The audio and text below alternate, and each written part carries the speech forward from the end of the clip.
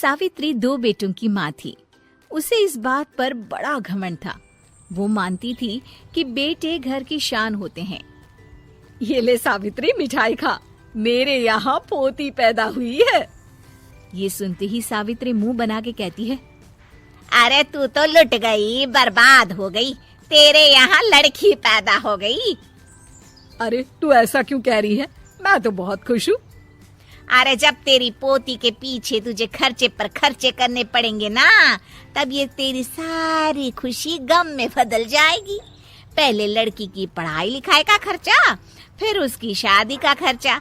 अरे आजकल की शादियाँ कितनी महंगी हो गई है। गहने बनाओ, लाखों रुपए पानी की तरह बह जाते हैं। लड़कियाँ तो सिर्फ खर्चा करवाने के लिए ही पैदा होती हैं। इस तरह लड़कियों के प्रति अपने विचार व्यक्त करते हुए सावित्री ममता को लंबा चौड़ा भाषण देके चली जाती है। अब तो आप लोग इस कहानी में सावित्री देवी का पात्र अच्छी तरह समझ ही गए होंगे। कुछ समय बाद सावित्री की बड़ी बहू भी एक लड़की को जन्म देती है। फिर क्या था, सावित्री पूरा आसमान सर पर उठा लेती है। हे भगवान, ये तू मुझसे किस जन्म का बदला ले रहा है? अरे मैं तो मंदिर में रोज आकर तुझसे कहती तो थी कि मुझे एक पोता चाहिए, और तूने मुझे पोती दे दी। इतनी मिठाइयाँ और प्रसाद चढ़ाने का क्या फायदा हुआ? तभी सावित्री की बहू निशा कहती है, क्या माँ जी, आप भी इतनी सी बात पर नाराज हो गई हैं? देखिए तो आपकी पोती कितनी सुंदर है, बिल्कुल आप पर गई है। अरे चुप कर, तुझे 9 महीने इतने महंगे महंगे काजू बादाम फल फ्रूट खिलाने का फायदा क्या हुआ? मेरे तो सारे पैसे बर्बाद हो गए। ये सुन सावित्री का बड़ा बेटा अजय कहता है, माँ, तुम सिर्फ नाम के लिए 2020 में रहती हो। असल में तुम्हारा दिमाग सैकड़ों साल पुरानी सोच रखता है। आज के जमाने में लड़का और लड़की में कौन फर्क करता है? मैं तो बहुत खुश हूँ कि भगवान ने मुझे लक्ष्मी के रूप में बेटी दी है। लेकिन सावित्री पर अजय की बातों का कोई असर नहीं होता। नालायक, अपनी पत्नी की जबान बोल रहा है। मेरा बड़ा बेटा तो हाथ से गया। लेकिन सावित्री देवी हार मानने वाली नहीं थी। वो पोते की चाह में अपने छोटे बेटे विजय की शादी करवा देती है। कुछ समय बाद आखिरकार वो दिन आ ही जाता है जब सावित्री की छोटी बहू गर्भवती हो जाती है। सावित्री इतनी खुश हो जाती है कि वो बच्चे के जन्म से पहले ही सारे मोहल्ले में ढिंढोरा पीटने लगती है। ये क्या सावित्री, तू तो पोते के जन्म से पहले ही मिठाई बांट रही है। पहले पोता पैदा तो होने दे, और फिर क्या पता अगर पोते की जगह पोती पैदा हो गई तो। ये सुन सावित्री चिढ़ जाती है।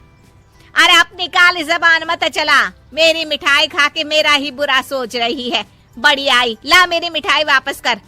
देख लेना, इस बार मेरे यहाँ पोता पैदा होगा, पोता। लेकिन ठीक इसका उल्टा होता है। सावित्री की छोटी बहू भी एक लड़की को जन्म देती है। सावित्री फिर से रोना धोना शुरू कर देती है और अपनी छोटी बहू को कोसते हुए भला बुरा कहने लगती है। देखते ही देखते ये सावित्री की रोज की आदत हो जाती है।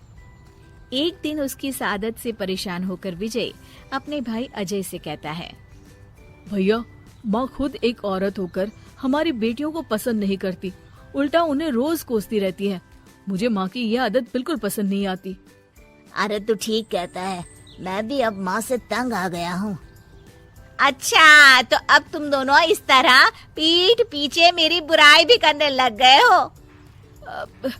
नहीं माँ, हम चाहते हैं कि घर में शांति बनी रहे। हमें हमारी बेटियाँ बहुत प्यारी है। मैं नहीं चाहता कि वे तुम्हारे ताने सुन सुन कर बड़ी हो, और इसीलिए हम दोनों ये घर छोड़कर चले जाएंगे। हाँ माँ, मैं भैया की बात से सहमत हूँ। जब तुम इस घर में अकेली रहोगी तब तुम्हें अपनों की कीमत का एहसास होगा। अपने दोनों बेटों के मुंह से अपनी माँ के लिए इतने कठोर शब्द सुन सावित्री भावुक और रुआंसी होकर कहती है, क्या सच में तुम दोनों मुझे इस घर में अकेली छोड़कर चले जाओगे? हाँ माँ।